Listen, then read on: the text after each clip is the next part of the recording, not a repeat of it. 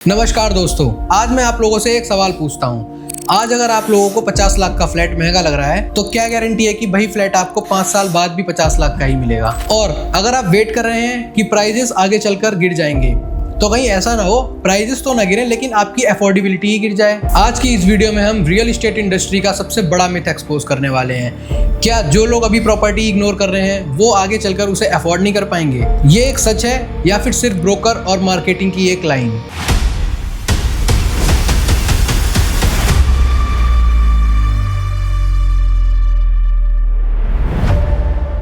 मैं हूं अर्पित पांडे और मैं एक बार फिर से आप सभी का स्वागत करता हूं इक्विटी प्लानर्स के यूट्यूब चैनल में। रियल एस्टेट के बारे में एक लाइन बहुत फेमस है, the best time to buy property was yesterday and the second best time is today. लेकिन क्या ये लाइन हर सिचुएशन में सही है या नहीं, आइए बताते हैं। आज मैं आप लोगों को इसकी दोनों साइड्स बताऊंगा कि क्या आपको अभी इन्वेस्ट करना चाहिए प्रॉपर्टी में या फिर अभी थोड़ा और वेट करना चाहिए।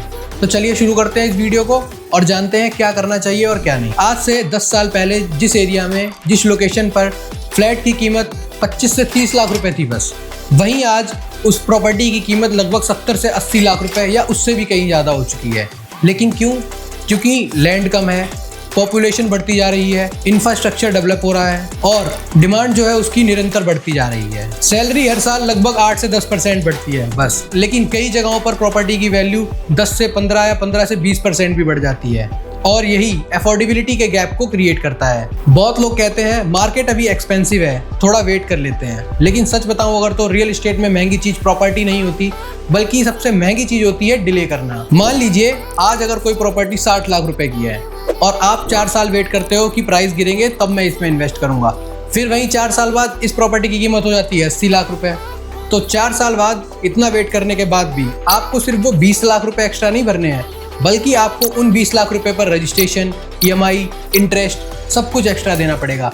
इसका सीधा सा मतलब ये है वेट करने का भी कॉस्ट लग रहा है आपसे यहाँ पर। और एक और रियलिटी समझिए, जब मेट्रो आ जाती है, एयरपोर्ट बन जाता है और इंफ्रास्ट्रक्चर डेवलप हो जाता है, एक्सप्रेस वे कंप्लीट हो जाता है, तब लोग एंट्री करते हैं। लेकिन पैसा सिर्फ उन लोगों ने कमाया होता है जो डेवलपमेंट से पहले ही वहाँ पर इन्वेस्ट कर चुके होते हैं। जब तक ये न्यूज़ आम लोगों के बीच, हम लोगों के बीच आती है, तब तक स्मार्ट इन्वेस्टर्स वहाँ से एग्जिट की प्लानिंग कर चुके होते हैं। और आम आदमी एंट्री जब ही लेता है जब उसको सारी डेवलपमेंट्स दिखने लगती हैं, सारी अपॉर्चुनिटीज़ दिखने लगती हैं कि आगे यहाँ पर क्या होगा क्या नहीं होगा, और वहीं पर वो मात खा जाते हैं हमेशा। आइए अब थोड़ा सा एक्सपोज करते हैं। हर प्रोजेक्ट बाय करना ज़रूरी नहीं होता और हर प्रोजेक्ट आपके लिए गोल्ड माइन भी नहीं हो सकता और हर बिल्डर ट्रस्टवर्दी भी नहीं होता। आजकल मार्केट का सबसे बड़ा गेम क्या है? FOMO, few units left, prices कल बढ़ जाएंगे, आज नहीं लिया तो ये अपॉर्चुनिटी मिस कर दोगे। लेकिन रियलिटी क्या है? कई प्रोजेक्ट्स में सालों तक इन्वेंट्री ऐसी ही पड़ी रहती है। रियल एस्टेट में प्रॉपर्टी मिस करने से ज्यादा डेंजरस हो सकता है गलत प्रॉपर्टी में इन्वेस्ट करना। इसलिए बिना सोचे समझे, बिना रिसर्च किए कभी भी आपको किसी भी प्रॉपर्टी में इन्वेस्ट नहीं करना चाहिए।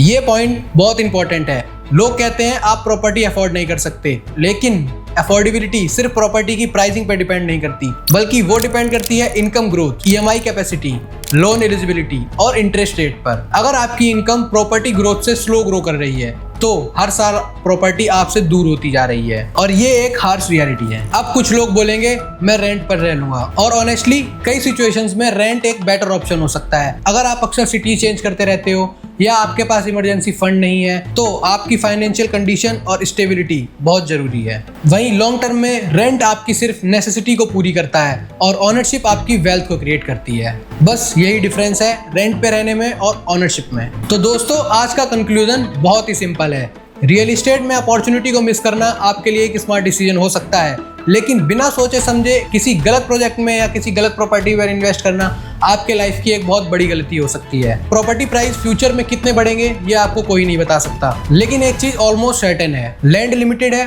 पॉपुलेशन बढ़ रही है और क्वालिटी लोकेशन की डिमांड कभी खत्म नहीं होने वाली। इसीलिए ब्लाइंडली इन्वेस्ट मत करो, लेकिन इतना वेट भी मत करो कि आप बस प्राइजेस देखते रह जाओ और वो अपॉर्चुनिटी किसी और के नाम हो जाए। तो नमस्कार दोस्तों, मैं अर्पित पांडे मिलता हूँ आपसे अगली वीडियो में ऐसे ही रियल एस्टेट के फैक्ट्स के साथ। Thank you so much for watching this video.